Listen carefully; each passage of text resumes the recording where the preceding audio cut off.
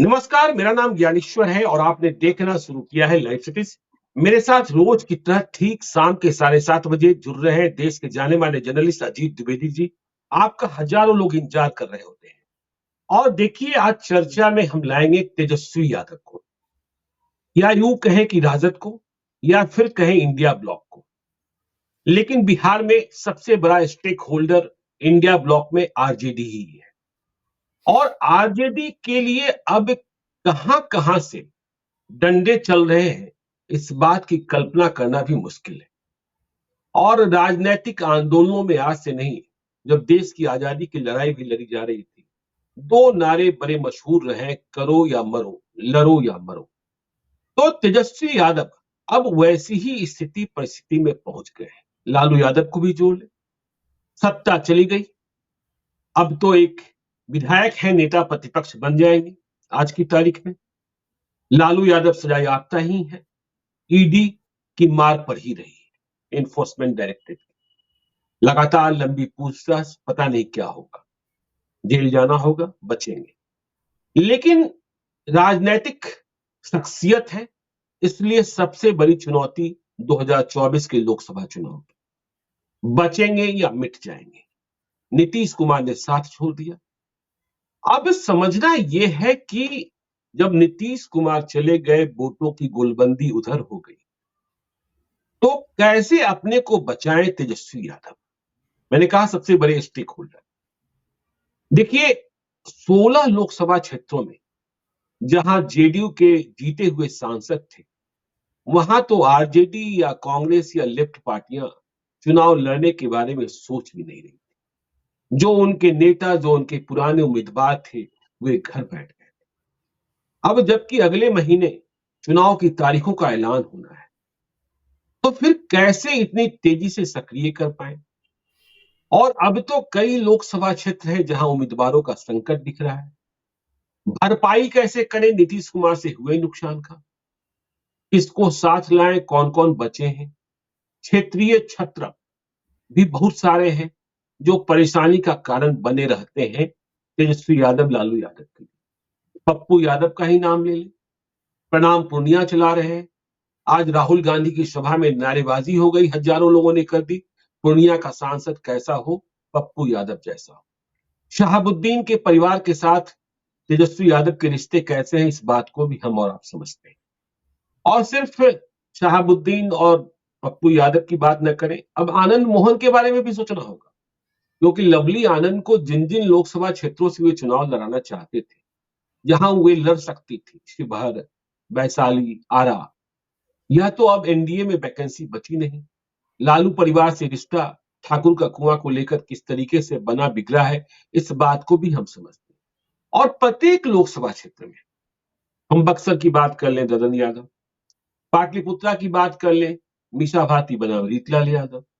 और फिर कांग्रेस, कांग्रेस के साथ, कांग्रेस जो देरी के लिए जानी जाती है, कब होगा सीटों का बंटवारा, और कांग्रेस सीटें लेगी या उम्मीदवार देगी। क्योंकि हमने 2020 का चुनाव भी देखा है विधानसभा, कि कांग्रेस ने लड़कर, प्रियंका गांधी ने जीतकर 70 सीटें ले ली, लेकिन जीत मिली सिर्फ 19 पर। और उम्मीदवार ऐसे दिए गए, पटना का उम्मीदवार समस्तीपुर में, भागलपुर का उम्मीदवार पटना में, पटना का उम्मीदवार नालंदा में। तो ये सारी स्थितियां परिस्थितियां, करो या मरो, लड़ो या मरो, कैसे बचेंगे तेजस्वी यादव, जिसमें यह दिखे भी कि हाँ, वे मजबूती से चुनौती दे रहे हैं। क्योंकि वोट बैंक भी जो है वह सिकुड़ गया है एनडीए के सामने। अजीत जी।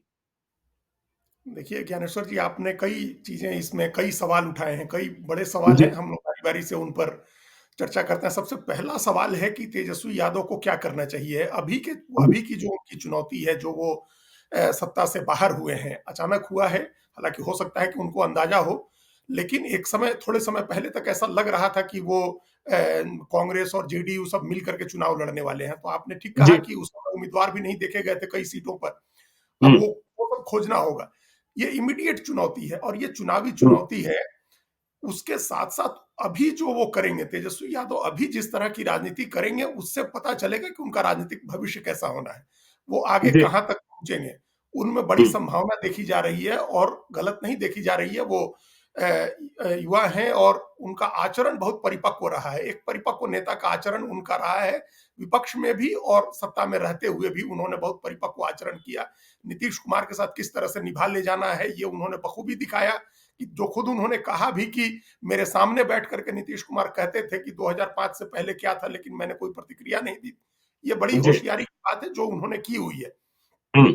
ये उनसे उम्मीदें बड़ी हैं और एक स्तर पर अपने पिता के रहते-रहते वो राजनीति के एक स्तर पर आ गए हैं, एक ऊँचाई पर आ गए हैं, एक स्तर पर उनका वोट, उनके विधायक, उनकी राजनीतिक विरासत ये सब कंसोलिडेटेड हो गई है। ठीक उसी जी। तरह से इस तरह से उत्तर प्रदेश में मुलायम सिंह के रहते अखिलेश यादव की हो गई थी, प्रकाश सिंह बादल के रहते सुखबीर बादल की हो गई थी, करुणानिधि के रहते स्टालिन की हो गई थी। ये तमाम बड़े नेता, बड़े क्षत्रप नेता अपने बच्चों को अपने सामने अपना राजनीतिक उत्तराधिकार, अपनी विरासत ट्रांसफर कर गए थे। उसी तरह फारूक से अब्दुल्ला लालू के यादव ने सामने ट्रांसफर उमर अब्दुल्ला, फारूक फारूक अब्दुल्ला के अब्दुल्ला सामने के उमर रहते अब्दुल्ला। उमर अब्दुल्ला का, बाल ठाकरे के रहते उद्धव ठाकरे का, ये जी। सब नेता ने कर दिया। जिसने नहीं किया, जिसका नहीं हो सका, जैसे आंध्र प्रदेश के मुख्यमंत्री वाईएसआर रेड्डी का निधन हो गया तो उनके बेटे को कितना भटकना पड़ा, ये सब हम लोगों ने देखा। कई बरस जी। तक वो जेल में रहे, पूरे हम्म। प्रदेश पदयात्रा करते रहे, 10 साल बाद तब जाकर के उनको सत्ता मिली थी।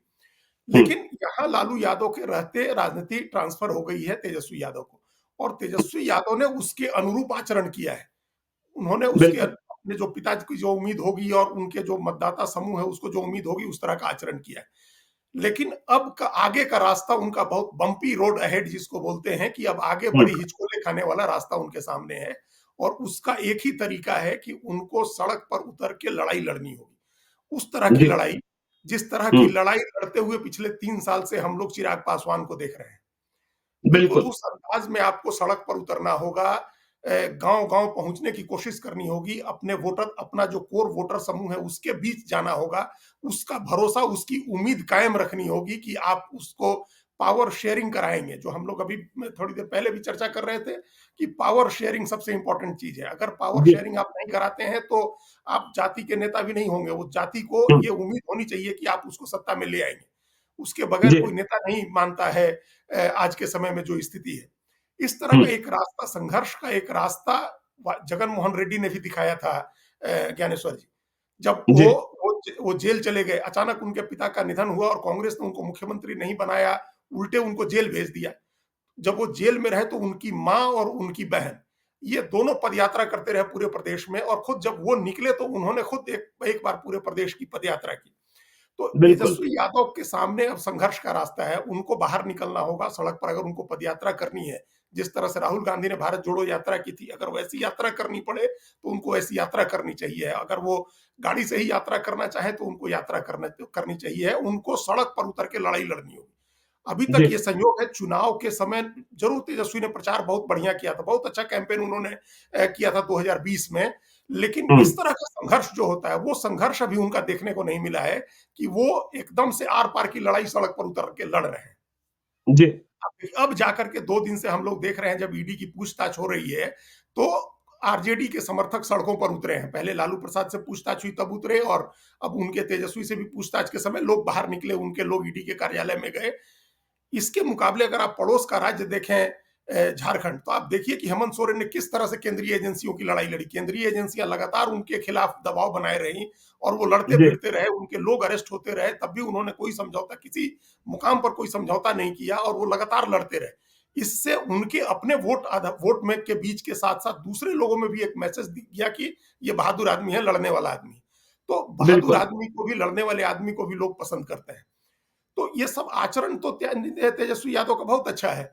उस आचरण के बाद अब संघर्ष का चरित्र दिखाना होगा कि वो संघर्ष कर सकते हैं। सत्ता, ऐसा नहीं, उनके बारे में एक धारणा है कि वो चांदी का चम्मच लेकर के पैदा हुए हैं। बचपन से उन्होंने सोना सत्ता का देखी चम्मच, है। सोना का सोने चम्मच। का चम्मच, चांदी क्या कहिएगा, जी। सोने का चम्मच लेके पैदा हुए हैं।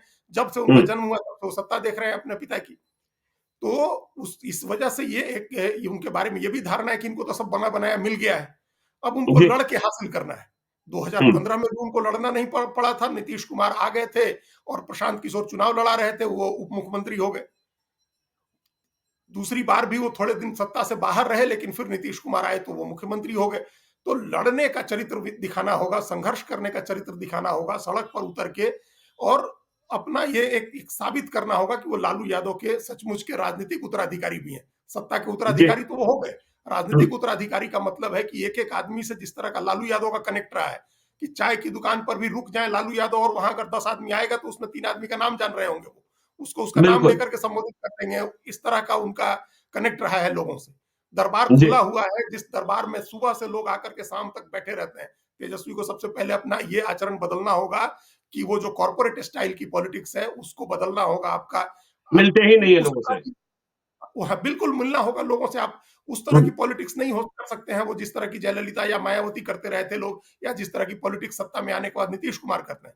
लालू जी। यादव की पार्टी सत्ता में रहे तब भी उनका दरवाजा खुला रहता था और दरबार लगा रहता था। लोग आ रहे हैं, कोई कहीं से मछली हुँ, लेके आ रहा है, कोई कहीं से सब्जी लेके आ रहा है, लोग बैठे हैं, हँसी-मज़ाक है, गपशप है। लोग लालू यादव के साथ इस तरह से कनेक्ट करते थे।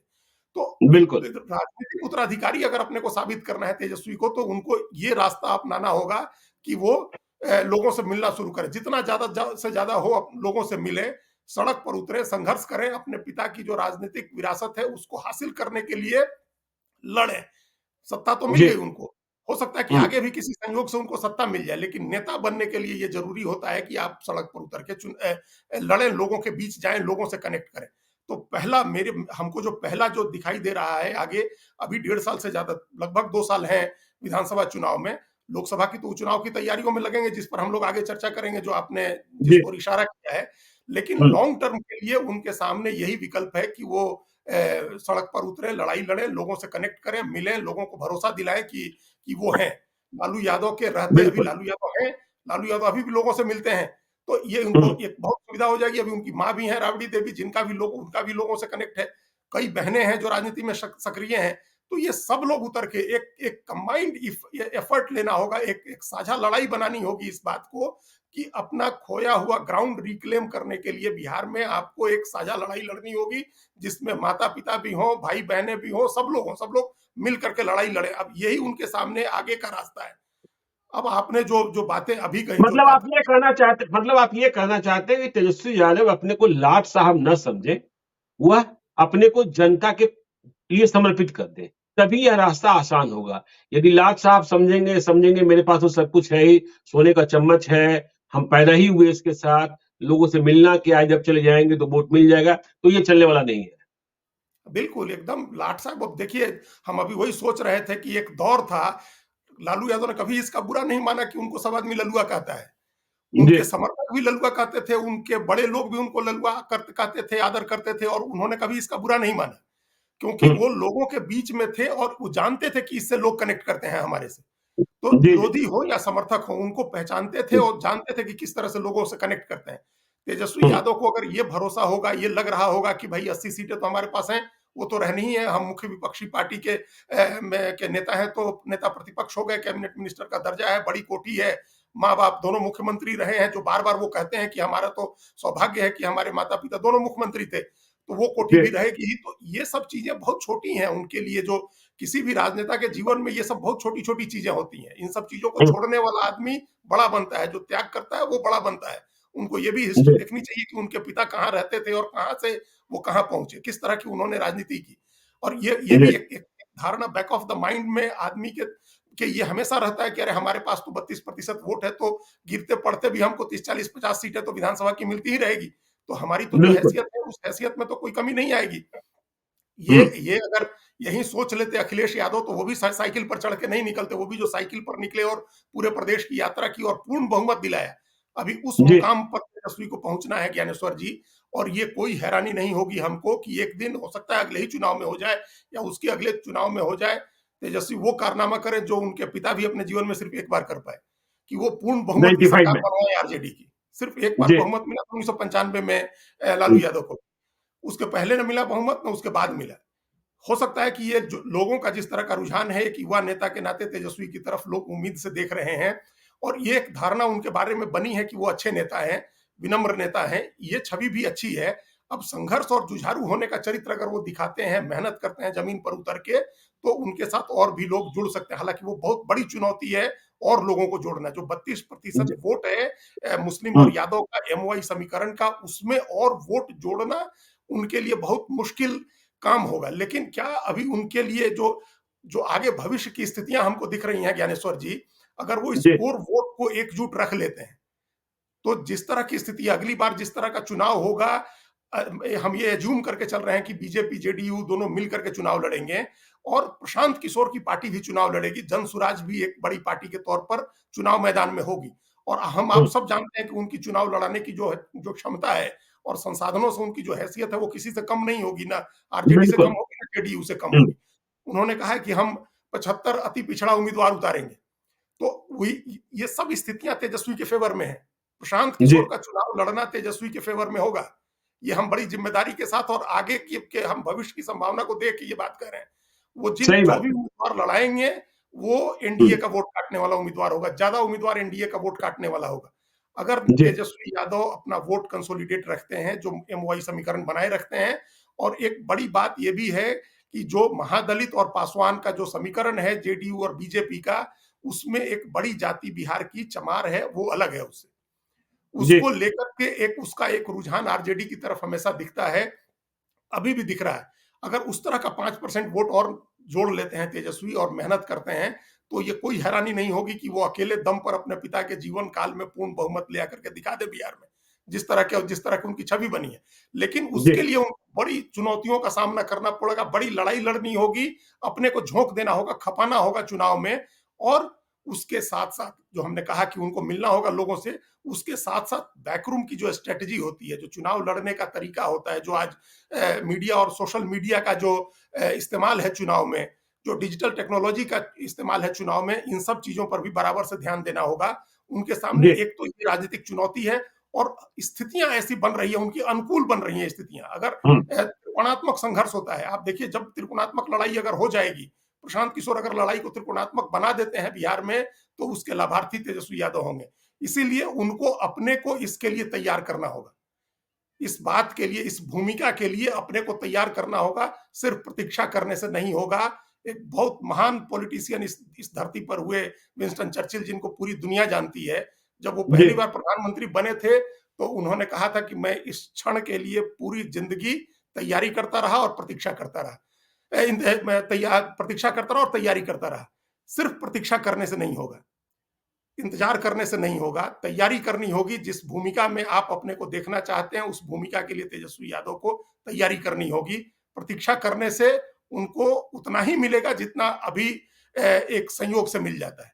इससे ज्यादा ठीक है, लेने के लिए उनको बड़ी तैयारी करनी होगी। अब ठीक है, आते हैं, अब तैयारी आप कर लो। जो जी, अभी हाँ, इमीडिएट, हाँ, जी, 2024 की बात करें हम लोग, जो हम लोग चुनौतियों की हाँ, बात कर रहे थे। हाँ। जी, तो जो आपने कहा 2024 का चुनाव तो अब सिर पर है, बहुत कम समय है उनके पास, और उनको बहुत जल्दी फैसले करने होंगे। और सबसे हम्म, पहला फैसला हमारे हिसाब से जो होना चाहिए है ज्ञानेश्वर जी, वो ये है कि वो अभी बिहार की यात्रा के बीच में राहुल गांधी से मिलें। अच्छा, राहुल गांधी से मिलें और राहुल गांधी से बात करें कि आप तत्काल 1 हफ्ते के भीतर सीट का बंटवारा करिए। जी, नहीं तो कांग्रेस पार्टी की स्थिति है, इस सीट बंटवारे में देरी की वजह से एक बड़ा कारण है। आज सब आदमी नीतीश कुमार को कह रहा है कि वो अवसरवादी हैं, लेकिन नीतीश कुमार की नाराजगी सीट बंटवारे में देरी के कारण थी। उन्होंने अक्टूबर में कहा बिल्कुल, था कि सीट बंटवारा फाइनल करिए। ये हम लोगों के गठबंधन का सबसे बड़ा पेंच है, सबसे बड़ी मुश्किल सीट बंटवारा करना है। अब जी, वो सीट बंटवारा जहां हो गया, जैसे अब अभी हम्म, कांग्रेस का डीएमके के साथ हो गया, वो डीएमके ने फिर कह दिया कि ठीक है, पिछली बार की तरह आप 9 सीट लड़िएगा। अब कोई कंफ्यूजन नहीं है, वहां 6 हम्म, पार्टियां गठबंधन में है, सबके बीच सीटें बंट गई, सब चुनाव लड़ेंगे। ममता बनर्जी के साथ नहीं हो सका, नीतीश कुमार के साथ नहीं हो सका, अभी झारखंड में उलझा हुआ है, महाराष्ट्र का मामला उलझा हुआ है। तो ये कांग्रेस पंजाब में ने, उलझा हुआ है। हाँ, आपको पंजाब, दिल्ली आम आदमी पार्टी के साथ उलझा हुआ है। और ये जी, कांग्रेस ने एक नेशनल अलायंस कमेटी बनाई है, जो 5 लोगों की, जिसमें 5 बड़े दिग्गज नेता हैं। उसके अशोक गहलोत हैं, भूपेश बघेल, मोहन प्रकाश, सलमान खुर्शीद, मुकुल वासनिक जैसे 5 बड़े नेता हैं। और आज हम लोग हम्म, 31 जनवरी को बात कर रहे हैं, उस कमेटी की आखिरी बैठक 17 को हुई, और उसके बाद एक बैठक डीएमके के साथ हुई है। तो ये जी, बीच सोचिए में क्या कोई होगा। बैठक नहीं। वही तो, हाँ, एक डीएमके के साथ आपने बैठक की पिछले 13 दिन में।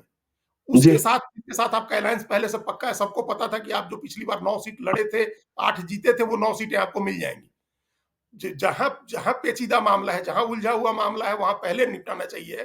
तो तेजस्वी यादव को अभी जो 2 दिन की यात्रा उनकी है, बिहार से निकल के उनको बंगाल जाने के पहले तक, या चले जाए तब भी, किसी तरह से तेजस्वी को मिलना चाहिए राहुल गांधी से, और मिल के कहना चाहिए कि नेशनल अलायंस कमेटी के लोग जिस तरह से चेन्नई गए थे, अभी पटना आए और आकर के बात करें, सीट बंटवारा फाइनल करें।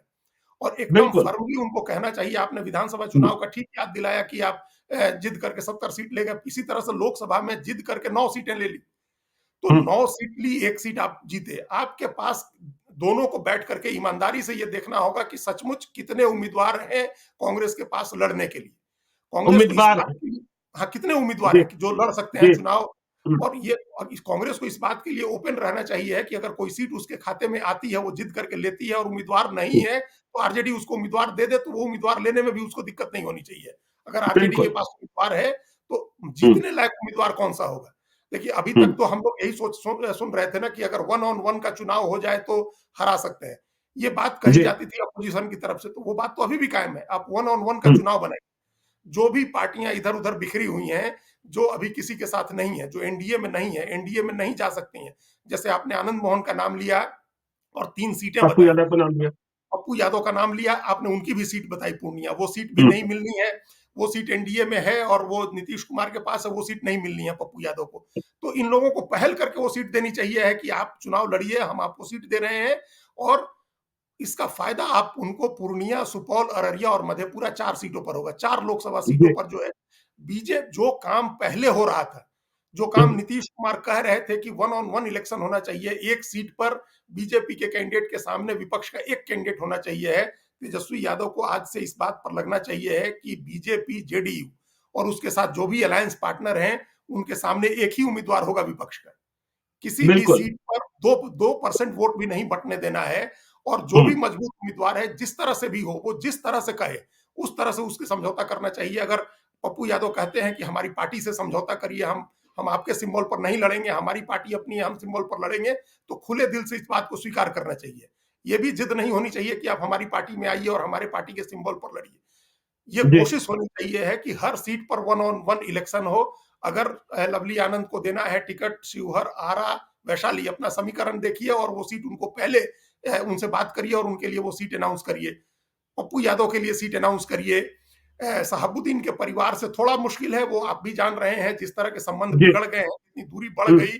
उस बढ़ी हुई दूरी को कैसे भरेंगे? ये 3 हमको 3 दिखाई दे रहा है हमारी तरफ। हम जो अपनी तरफ देख रहे हैं सिवान में, इनका शहाबुद्दीन के परिवार से अली अशरफ फातमी के जाने के बाद जो खालीपन है आपको दरभंगा दरभंगा में, में। जी। और जो मोतिउर रहमान के जाने के बाद, उनके बेटे के भी अलग होने के बाद जो हमारे ढाका में और उस इलाके में चंपारण वो में। चंपारण में है, वो भी एक दिख रहा हम्म, है।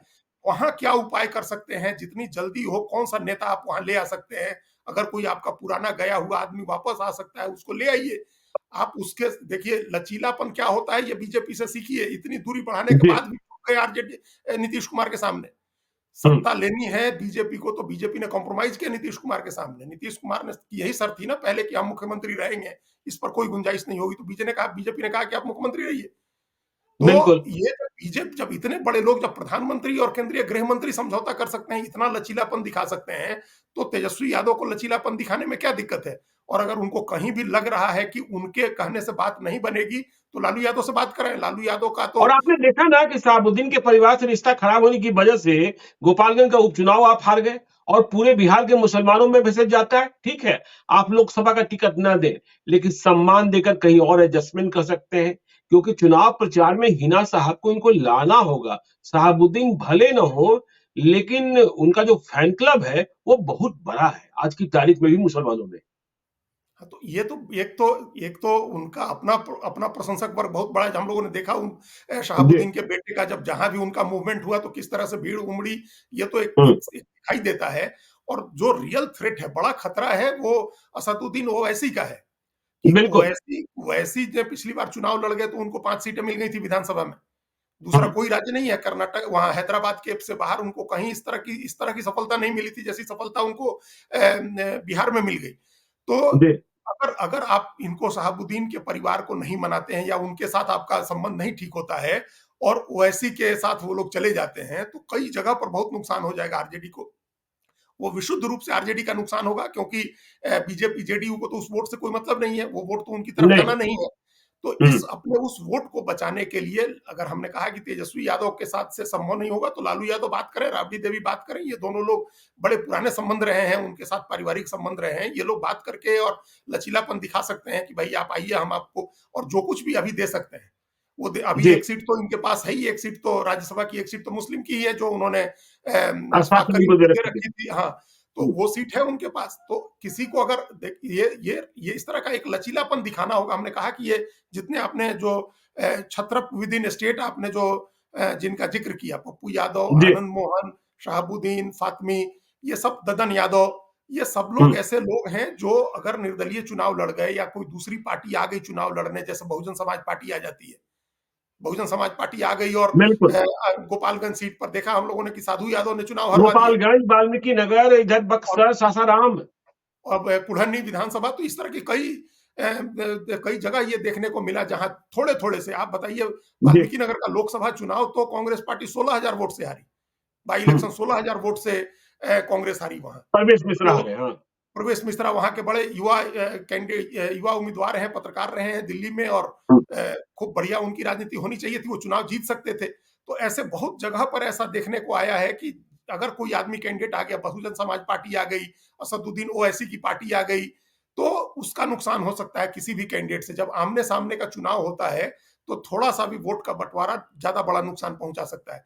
तो जी इमीडिएट चुनौती जो हमने कहा कि उसको सॉल्व करने के लिए तत्काल उनको राहुल गांधी से बात करनी चाहिए है, और कहना चाहिए कि अभी सीट का बंटवारा तय करिए, सीटें तय हो जाए। कि अब देखिए, अब इनके पास एक जो ब्लेसिंग इन डिसगाइज जिसको बोलते हैं, कि वो ब्लेसिंग इन डिसगाइज का मामला इस तरह से हो गया कि हम्म, नीतीश कुमार के जाने से आपके पास सीटें अवेलेबल हो गई, कि आप लेफ्ट बिल्कुल। को भी एडजस्ट कर सकते हैं कायदे से, आप कांग्रेस को भी कर सकते हैं, और जो ये बाहरी जो हम लोग बताए छत्रप दूसरे, उनको भी आप एडजस्ट कर सकते हैं। पिछली बार आरजेडी तो 19 ही सीट लड़ी थी लोकसभा की, जी तो 19 सीट का मतलब है कि उसने 21 सीटें विपक्ष की दूसरी पार्टियों में बांटी थी, और वो हम्म, जिन पार्टियों को आपने बांटा था उसमें 5 सीटें उपेंद्र कुशवाहा को दी थी, जो अब नहीं है, वो आपके साथ नहीं है। हम्म, मुकेश सहनी भी आपके साथ नहीं है। तो अब वो सारी सीटें आप अपने लड़े, इस लालच में पड़ने के बजाय ऐसे लोग चुने जिनको आप दे करके लड़ा सकते हैं। इस स्ट्रेटजी का, इस परफॉर्मेंस का, लोकसभा चुनाव में आरजेडी जो परफॉर्म करेगी, उसी के आधार पर आगे के चुनाव की धारणा बनेगी। हालांकि बिल्कुल। वो बिल्कुल उस तरह का चुनाव नहीं होगा, विधानसभा का चुनाव हम्म, बहुत अलग होगा। लोकसभा का चुनाव आप नरेंद्र मोदी के नाम पर लड़ेंगे एनडीए के नेता, विधानसभा का चुनाव बिल्कुल अलग होगा, लेकिन धारणा बनेगी उससे कि आप लड़ सकते हैं या नहीं लड़ सकते हैं। सिर्फ जीतना महत्वपूर्ण नहीं होता है, कई बार लड़ते हुए दिखाई देना भी बहुत महत्वपूर्ण होता है आपको, कि आप लड़ रहे हैं, आपने कोई कॉम्प्रोमाइज नहीं किया। उसकी स्ट्रेटजी यही है, जो जी जल्दी से जल्दी कांग्रेस से करें, लेफ्ट को जो सीटें आपको लगे कि बेगूसराय, आरा, जहानाबाद, मधुबनी, ये लोग जो भी सीट मांग रहे हैं, 10 सीटों पर हमने सुना कि 10 सीटों पर जाकर के डी राजा गए थे, तो उन्होंने अपना दावा रख दिया था। तो हाँ, 4 हो, वो तो 5 खैर हो। दावा कर रहे हैं। जी हाँ, जी तो लेकिन 3-4, अब 4-5 सीटें आप उसके लिए स्पेयर कर सकते हैं। ऐसा नहीं है कि अब आपके पास पर्याप्त सीटें हैं, तो आप वो जी स्पेयर कर सकते हैं, वो कर दीजिए और इन छत्रपों को अपने साथ ले आइए। उसके बाद की चुनौती, ज्ञानेश्वर जी, अब होगी वो जो नहीं, केंद्रीय अजीत एजेंसी। जी, अजीत जी, आपने एक नाम लिया मुकेश सहनी का। मुकेश सहनी अभी कहीं नहीं है, एनडीए में तो अब सीट बचा नहीं। तो क्या मुकेश सहनी का रास्ता भी महागठबंधन की ओर खुलेगा? देखिए, अब वो एक बार महागठबंधन के साथ लड़के देख चुके हैं, और जी उनको अंदाजा है, उससे स्थितियां तो बदली नहीं है अभी। हम्म, अभी उसके बाद से क्या स्थिति बदल गई, तब भी जी आरजेडी उस जो हम लोग 2019 की बात करें अगर, तो हम्म, 2019 में भी आरजेडी बिहार विधानसभा की सबसे बड़ी पार्टी थी 80 सीटों के साथ, जी और दूसरी ओर जेडीयू और बीजेपी चुनाव लड़ रहे थे। तब भी हम्म, मुकेश सहनी लड़े थे आरजेडी के अलायंस में। तो उस जी जो 3 सीटों चुनाव पर। हुआ था 19 का, अभी 24 में उससे हम्म, क्या स्थितियां बदल गई हैं? लेकिन करेंगे स्थितियां क्या वो? क्या, हाँ, वही कह रहे हैं कि स्थिति कुछ नहीं हम्म, बदली है, इसलिए उनको जी ये अंदाजा होना चाहिए है कि उसी स्थिति में चुनाव में अगर जाते हैं तो नतीजे भी वैसे ही हो सकते हैं। ज्यादा चांसेस इसी बात के हैं कि नतीजे हाँ, भी लेकिन वैसे ही आपने हो। कहा ना कि लड़ते हुए दिखना चाहिए। हाँ, तो लड़ते हुए तो उनके लिए जो है, ये बात उनके लिए नहीं है, क्योंकि उनके पास अभी कोई विधायक भी नहीं है। हमने ये जी बात तेजस्वी यादव के लिए कही, क्योंकि वो नेता प्रतिपक्ष हैं, उनके पास 80 विधायक हैं। तो जी उनको आगे की धारणा के लिए हमने कहा कि अगला विधानसभा चुनाव लड़ने जब जाएंगे तेजस्वी यादव, तो उनके जी बारे में ये धारणा इस चुनाव से बनेगी कि वो कैसे लड़े। उनके लिए बिल्कुल। लड़ते हुए दिखना ज्यादा जरूरी इसलिए है, ताकि वो लोग विधानसभा चुनाव की धारणा अपने पक्ष में बना सकें। जी मुकेश सहनी के साथ है कि उनको अभी खाता खोलना है। उन्होंने पिछली बार इस अलायंस में लड़के विधानसभा की जो 4 सीटें जीती थी, उसमें से एक सीट पर बाई इलेक्शन हुआ, वो सीट चली गई उनके हाथ से, और बाकी 3 विधायक उनके चले गए बीजेपी में। जी तो ये भी संभव है कि उनको ये लग रहा हो कि हम ज्यादा सीटें इधर से मिल जाएंगी, अगर महागठबंधन में जाते हैं तो हम ज्यादा सीटों पर लड़ेंगे। लेकिन ज्यादा सीटों पर लड़ने से क्या होता है? उपेंद्र कुशवाहा 3 सीट लड़े थे एनडीए के साथ और तीनों जीत गए थे, और महागठबंधन में बिल्कुल। 5 सीट लड़े, पांचों हार गए। हम्म। तो इसका कोई मतलब नहीं होता कि आप ज्यादा सीटें लड़े। अगर ये होता कि आप ज्यादा सीटें लड़े, आपकी पार्टी बहुत बड़ी है, पूरे प्रदेश में आपकी पार्टी का एक अपना आधार विकसित करना है, आप स्वतंत्र रूप से इंडिपेंडेंट पॉलिटिक्स करके और सबसे नंबर 1 ताकत बनने की स्थिति में होते, तब तो ठीक था कि आप लड़के और पूरे प्रदेश में संगठन बनाते। लेकिन जी। मुकेश सहनी को भी अंदाजा है कि जो उनका वोट आधार है, उस वोट आधार के साथ उनको बहुत बड़ी चीज जोड़नी होगी, तभी जाकर के वो सफल होंगे। तो बड़ी चीज नहीं है उनके पास। तेजस्वी यादव बिल्कुल। के पास 32% वोट है। अगर हम हम्म। हम मुकेश सहनी के दावे को सही मान लें तो उनके पास 9% वोट है। 9 साढ़े 9 जी। परसेंट वोट, अगर सारा जो निषाद, बिंद, सहनी जितनी चीज जितने जितना है हैं सब मान लें। केवट, हाँ केवट कैवर्त सब मान ले, जो जो उपजातियां हैं, तो 9 साढ़े 9% वोट है। तो इस जी। वोट से तो आप चुनाव नहीं जीत सकते। अब पूरे प्रदेश में ये वोट बिखरा हुआ है, तो हम्म। इससे तो आप सारा वोट भी मिल जाए, तब भी हो सकता है कि एक भी सीट नहीं जीते। तो जी बिल्कुल। स्ट्रेटजी जीतने की होनी चाहिए, है कि पहला चुनाव, हम्म। वो 2 चुनाव लड़ चुके हैं।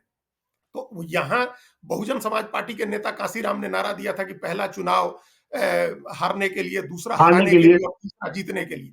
तो वो जी। बहुजन थी पार्टी, वो बहुजन की पार्टी थी, उसका 20% का वोट आधार था, बेस वोट था।